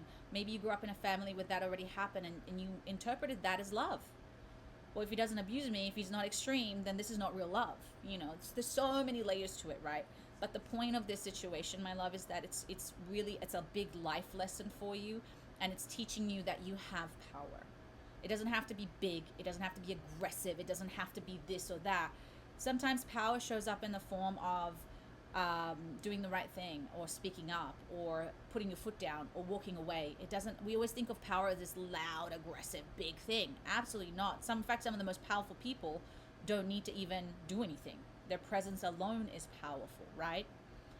So, and respect is not. Respect is earned, you know, and you have to teach people how to respect you. Unfortunately, it's not just given, you know. So there's a lot happening here for you, Hannah. You're learning a lot about yourself, and I think this has to do a lot with your life path. That's why it was a contract. So I would encourage you at this point what I would do is I would break the contract. I would do some meditation where I'm severing the contract with this person. I thank them for the lesson, because we made a contract, obviously, prior to coming into this lifetime, that you were going to abuse me and I'm going to stand up to you. So I'm teaching you the lesson that you are the perpetrator and that you cannot do this anymore. And I'm learning the lesson that I'm the victim, but I can also come into power. And I would release the contract. So essentially it's like, doesn't matter what happens from now on, I release you, I release myself, thank you so much, we are done, I claim my power back now, and that you have no power over me, emotionally, energetically, and physically. Does that make sense? So that can help you heal a little bit too as well when you walk into court, so that you're still holding this power within you, because you've already claimed it back, you've already broken this contract. You already declared to yourself, like, yo, you know what I mean? Like, at the end of the day, that's what it comes down to, you know, and it feels a little bit good to do that once in a while to people. I'm sorry, you know, like, I know we're all Zen here, but, like, you know, spiritual FU. So I think I have a meditation on breaking contracts, and I also have a meditation hiring angels to help you out with legal stuff. So I would go and check it out either on my YouTube or on my Insight Timer, where I think somewhere there where I basically like you hire angels to help you with legal matters, or the unemployed angels, so you can assign them as your lawyers, as your legal guardians to help you out with this as well. So this is about you reclaiming your power and remembering that you have your power. Oh, thank you, Reedy. I will take that. Gal Gadot, she's so ugly, obviously. So, um, so does that make sense? And let me know if you need a little bit more guidance with this, like if you need anything specific or anything like that, just so that I can guide you. Also, I heard the guinea pig doing something. What are you guys doing? Okay, you're over there. Yeah, so you can actually hire unemployed angels to help you out with any of the legal stuff.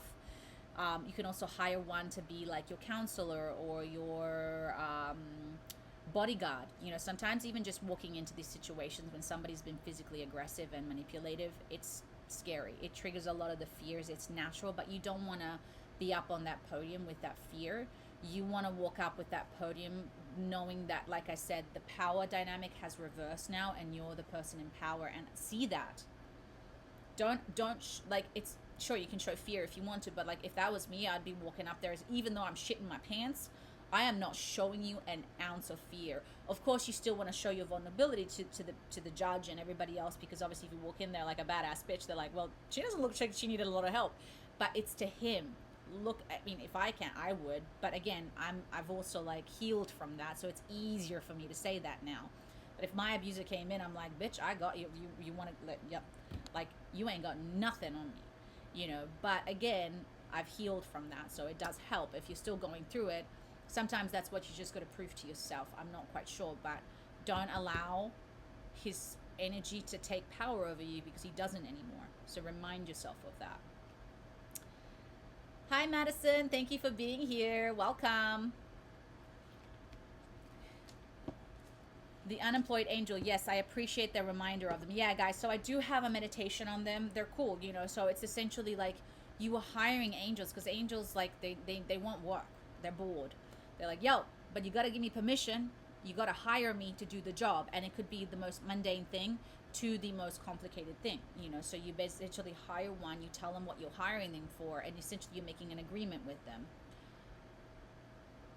I call in very high angels for hard stuff. Yeah, absolutely. Yes, and that's the point, though. That's the lesson in this one, Hannah. I'm telling you, abuse in relationships, that's what it comes down to, is that people do not realize that they're giving their power away. They're programmed to not think that they have any power, either one of those. And then the whole point of that relationship is for you to remind yourself of the power that you've always held, and the divinity that's within you, the strength and the power, and that nobody has power over you at the end of the day. Obviously, there's like, somebody can physically attack you, and that, yeah, there's a level of that, but mentally they can't have any power of you. Emotionally they cannot. So there is obviously, like, we do live in a physical world, there's some realistic stuff here, but now he doesn't have any of that physical power over you, so the only thing that's left is the emotional and spiritual, right? So you got that. So yeah, yes, Reedy, I will take questions now. Just give me 1 second. I'm just going through, people have given donations. So when you give a donation, essentially you get a longer reading and more in depth. Of course, this is obviously going to resonate with a lot of you here as well. There's always, hopefully, things that come up that resonate. So I will take questions now. I just want to make sure, Hannah, do you feel like I gave you everything that you needed for today before we close out? Oh, I still have tea. Yes. Even though it's cold, I'll still drink it. You're welcome, my love. So go do those meditations, prep yourself, and before you go in, it's very important that you do take a moment to acknowledge that, because even though right now it feels like, oh yeah, I got this, but then on the actual day, you're really going to have to sit with yourself, meditate, and make a decision of who you're going to be when you walk in there. Conscious decision, and that's going to help you a lot, I promise. Okay, so I've gone through all of the donations. I'm just going to close the energy with you, Hannah. So if anybody has a question, now it's the time before we close out, because I got to go.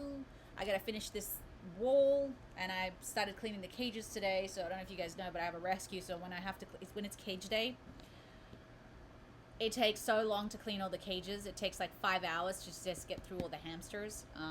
So I've gotten through 9 of them today. 9 cages.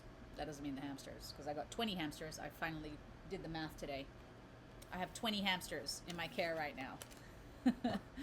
So, yeah.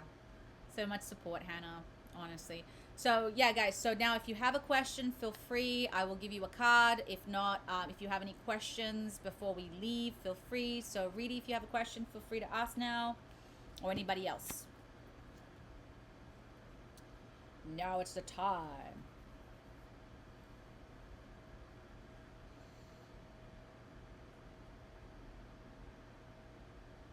I have to say, the lighting, my skin doesn't look this good. Just FYI. I mean, I'd like to think it looks pretty good, but I mean, this lighting, just every time I'm like, I wished it looked that good all the time.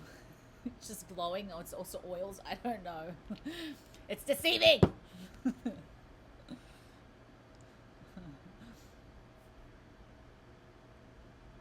So just waiting if anybody has any questions, by the way. I know, right? But it really isn't that good. I mean, it's okay, but that whatever this is helping out here. I'm just pretending I'm quantum leaping into my best skin. Okay, so I don't see any questions, but if you still do, guys, feel free. Yeah, so if you have any questions also about anything in general, about the moon, about my courses, so if you don't know, please go check out my courses. I have a new course coming out. It's still in the process of being approved. It's a 10-day course on how to activate your spiritual gifts. So all the clairs. Yes, Daniel, please could I have a card? A lot of focus has been on my health recently. As some people in this group know that I have had to learn to walk again. Oh, I'm sorry, man. This has meant I have had to put a big argument I had with my mom on a back burner. Okay.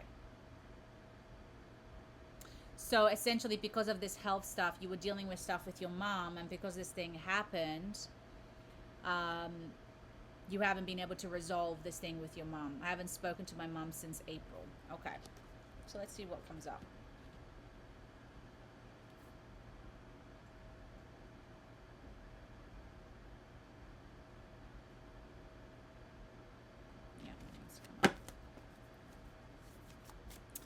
Family, aren't they fun?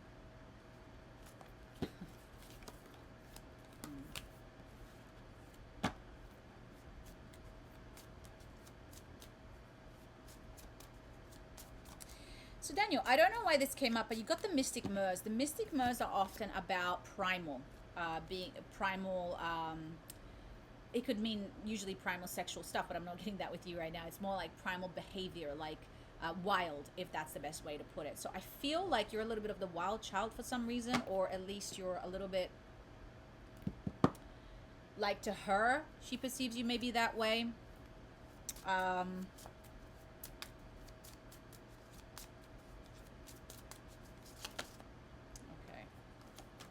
Right. Okay. I've been called the black sheep of the family. That's what I'm getting, right? So the black sheep of the family oftentimes are the most difficult, and I'm that. But we end up being, if we heal and we overcome our challenges, we become the leaders, the cycle breakers, the one that actually change. There's a reason why you're the black sheep, because you're not following everybody else. You're not doing what everybody else does. You're not a sheep, you're a wolf in sheep clothing, really. So you're challenging them a big time. So we're here essentially to challenge them on the maximum level. So let's just say, for instance, you're a Christian family and you don't believe in gay marriage, and the black sheep will be a gay son or a lesbian or a non-binary, whatever. So they're challenging everything, not just who they are, but their beliefs, they're programming, everything that's come with that. So your presence alone is difficult for her. And it doesn't mean there's anything wrong with you, because there isn't, but your presence alone is challenging her. So it's very difficult for her to manage her. That makes any sense. So, a few things came up. One, you got the Knight's Paladin. So when the Knight's Paladin come up, this means warrior spirit. You're gonna have to overcome a lot of challenge. So obviously something happened physically, right? But it's just like almost like one thing after the other, and it's oftentimes multiple things. So the warrior spirit is a very challenging spirit. It's a very difficult time. This is the time, though, not to be a victim. Okay, so when this card comes up, it's very, very important to, and you might be the victim, by the way. That's not taking away the truth of the situation, but I like to think, even with my stuff as a child, right? If I still play victim today, it's just creating more things to be a victim from. You know, I was a victim to my family, I was a victim to my abusers, and for some reason we can hold on to that identity and build our lives based on that identity, and that's not a good identity that you want to build from. So I always say I'm not a survivor, because I hate that word. I always say I'm a thriver. So it's because of the traumas that I went through that now I'm thriving in life. I turn shit into gold, literally. So, but I cannot do that if I see myself as a victim, because when you're a victim, you give your power away, and you don't do it on purpose, but you're giving power to that person, to that memory, to that situation, and you feel helpless. That's why I don't like the word victim. And again, not taking away the fact that people can be victims, but you can't live by that identity, because once you live by that identity, unfortunately, it really does give so much power, whether to your mother, whether to your family, whether to your circumstances, right? Whether to what happened to you as a child, and you're still pissed at it today. I get it. I've been so hurt by her actions right now. I cannot forgive, but I'm scared to let go. There is hurt. Yeah, I know, man. I totally feel you. I get it with family. I really do. I'm with you on that ship. But again, if I play the victim, I'm giving my mom and my dad still power today. And so I'm going to wake up pissed off. I'm going to play that movie in my mind. Yes, the anger. I know the anger. I'm with you, dude. I cannot, seriously, I wish I could hug you right now, because I was rage beyond, like to the point where I was dangerous, right? And this is also why I think you said something happened to your back. Am I right? So this is very interesting, right? So back stuff, guess what it has to do with your past. So I've had a lot of back issues myself, and it was my lower back, and when I looked into the meaning and the healing of it, it made complete sense. It's not feeling supported. It had to do with my past, and oftentimes it's related to family, because your spine, your nervous system, right? Anyway, there's a lot happening here. So you gotta embody the warrior spirit, man. And the warrior spirit means you cannot expect your parents to be fucking parents. You got to stop expecting them to be the vision and the need and the desire that you've dreamt of, because they're not.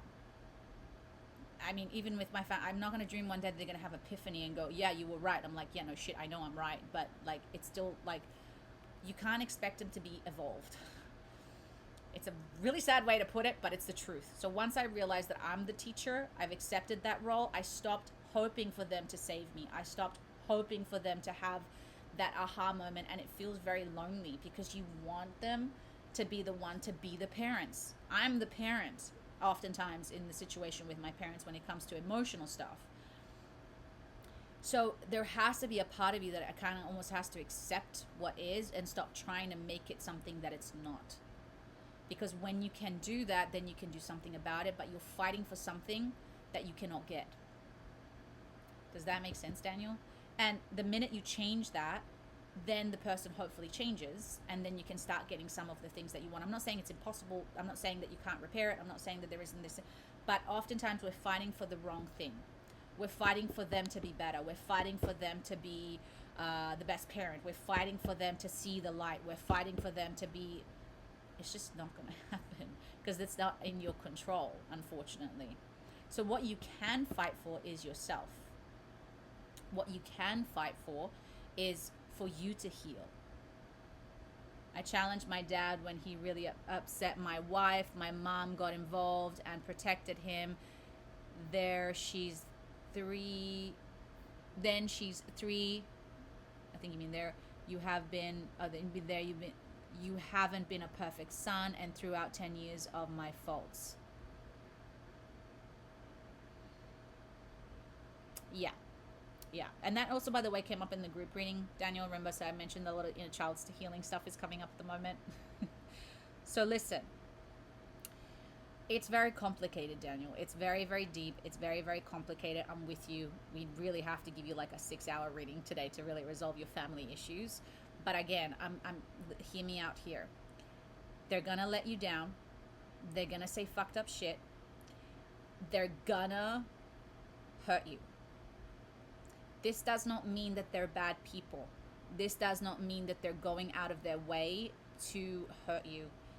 They're acting out of ignorance. So this is the stuff that I'm talking about, is like when you let go of expecting them to be the parents and just seeing them as damaged people who are stupid, and I mean this in the most respectful way.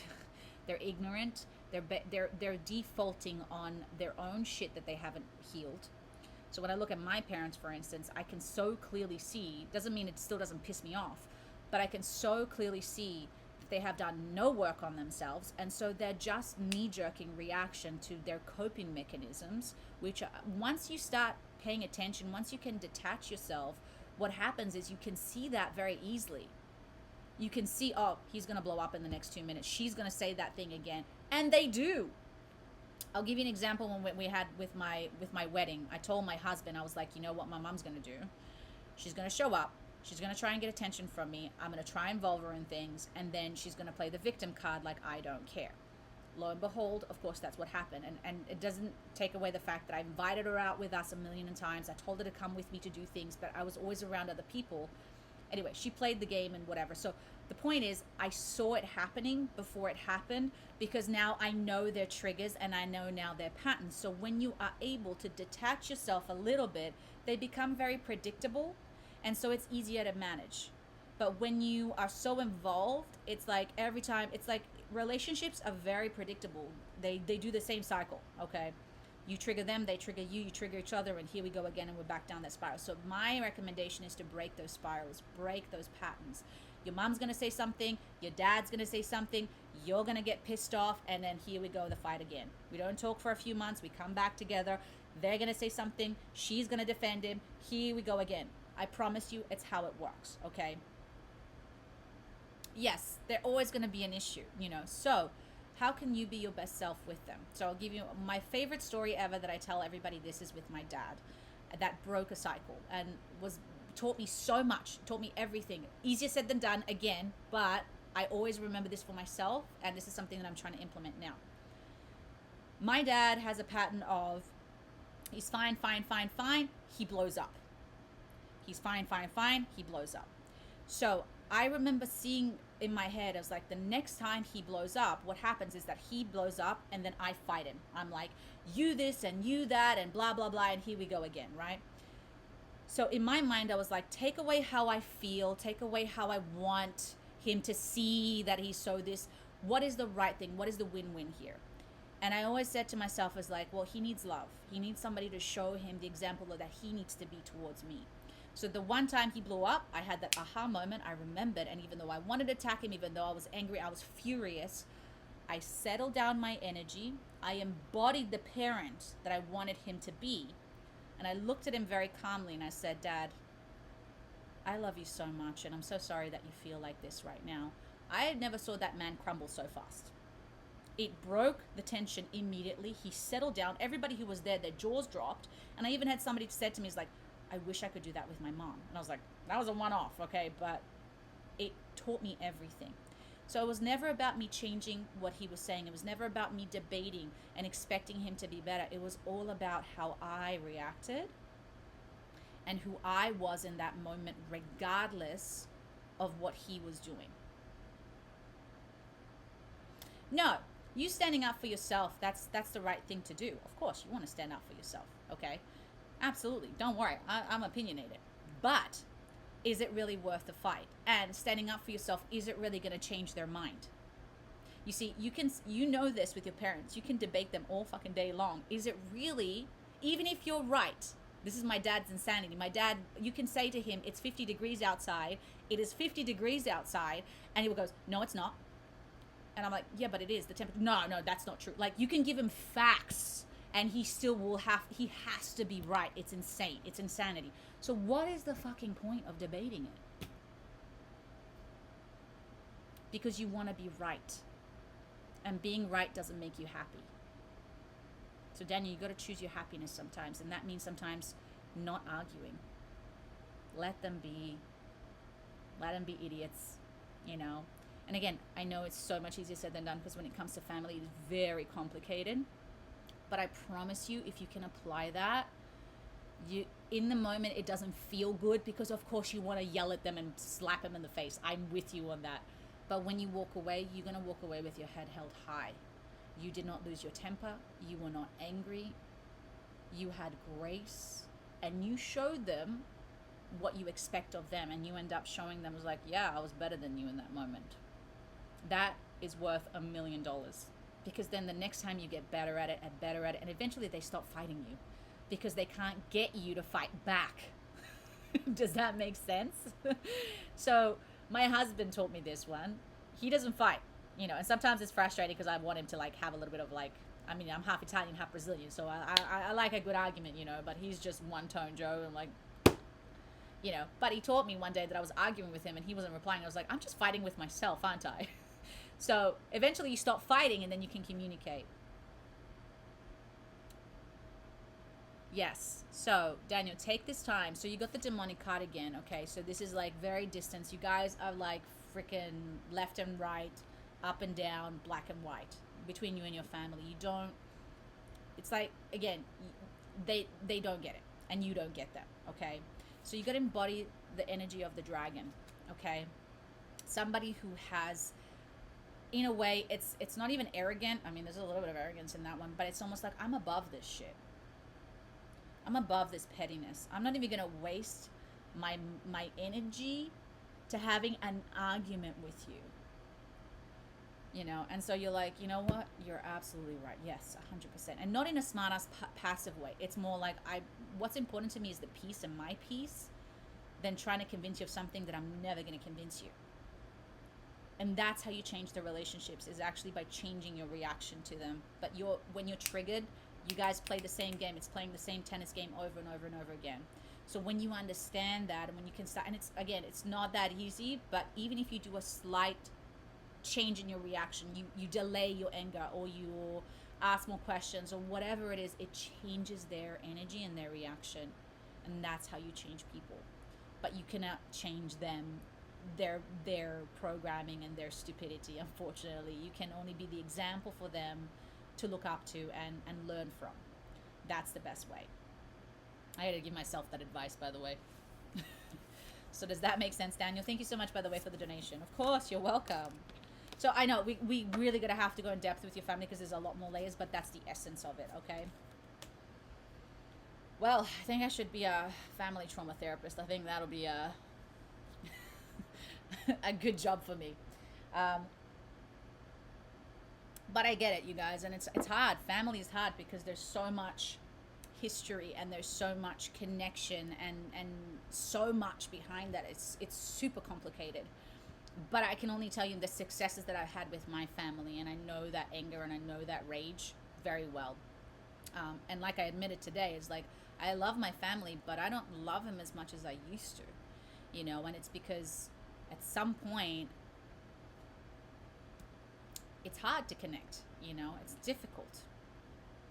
And that's okay. I'm okay with that. Doesn't mean I still don't want to grow that love, but I refuse to be in a situation anymore. And even though they have the best intentions, like I said, my mom's so sweet. She's like the sweetest person. But there's so much there for me that it's just like, it's so hard for me to even like talk to her on the phone without being triggered. Just her voice like sends me to 0 million.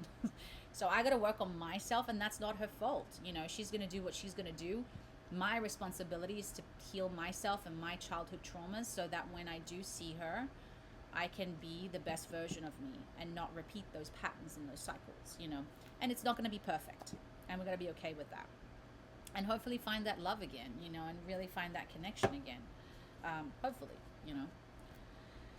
Cool. I don't like the anger because that isn't me. I've got my demons, and has set me in the direction of Insight Timer, which I am forever grateful. So just so you know, by the way, anger for some reason is very much demonized, and I love anger. Anger saved my ass. Anger helps you make changes. Anger has been my greatest motivator. Anger literally saved my life many times. So anger is demonized by society because it's viewed as a bad thing, but again, anger is a tool, and when it's used the right way, it is very powerful. Yes, it's super destructive if it's used the wrong way. But when it's used the right way, I like to think of anger as like fire. I can set the fire and burn everything, or I can cook a meal and keep everybody warm. Anger is a very powerful motivator. When you get angry, you make shit happen. So sometimes we need it. Anger saved my life when I was a little girl, and the story I was telling everybody before, I was being attacked. I kicked the guy in the balls. Saved my ass because I got angry. So to this day, I don't care what people say. I'm like, I am grateful for the anger. Yes, sometimes it hurts people. Yes, sometimes it hurts me. It's not used the right way. But if you can learn to manage your anger, and one of the first things that you got to do is accept it. Everybody told me I was a bad person for being angry, and then the day I was like, I'm okay with being angry. You're the one who has a problem with it. Even my husband has a hard time with it, but because he got brought up that anger is a bad thing. It's not. Anger is normal. It's a normal emotion. We all feel it. We all experience it. But again, because we keep rejecting it, we don't know how to process it. And so you have to teach yourself that. How? I don't know, but like first thing I do is like, I'm angry. Now, what is my shadow with my anger? I want to punch somebody. I start yelling. I start cursing. I become very mean. Okay, how can I change this anger? Okay, I want to direct this energy into resolving the problem. I'm going to use this energy, this fire in me, to find the best solution for everybody. And when I do that, it's gold. I don't always do it. Sometimes I like yelling. Tell my husband. But I accept that as my human flaw, and it's also a human gift. Okay? So we should never reject anything within us. We should always learn to accept it, and when you reject it, sometimes it casts more shadows. The anger then starts being suppressed, and then you become even more angry. So you got to remember that, okay? So be careful with suppressing emotions. All right, guys. Well, I love these lives. They're getting really deep. I don't know about you guys, but I feel like we get really deep. Also, I'm just probably very bluntly honest and raw, which I hope it's a good thing. I'm assuming it's a good thing, and I don't care if it is or not. My intentions are always good, and I'm always here to share what I've learned, and always willing to learn as well. That's part of also being I guess I'm in a position obviously of leading right now, but it's important to also know that as much as you're a leader, you're also always going to be a student, and you guys teach me so much, and you help me so much, and I'm so grateful for all of you, for being here, for connecting with me. I really genuinely am deeply grateful. You've given me a purpose, and I hope that my purpose is being of service in the right way. I'm not perfect, and I'm not going to make always the right decisions and choices, but I'm learning, and I'm willing to get better every time, and that's my promise. So having said all that, does anybody else have any more questions before we close out? I gotta keep finishing and decorating this thing. So I have a whole new display happening. I'm so excited about it. Hopefully. Or I did a disaster either way. I'm okay with that choice though.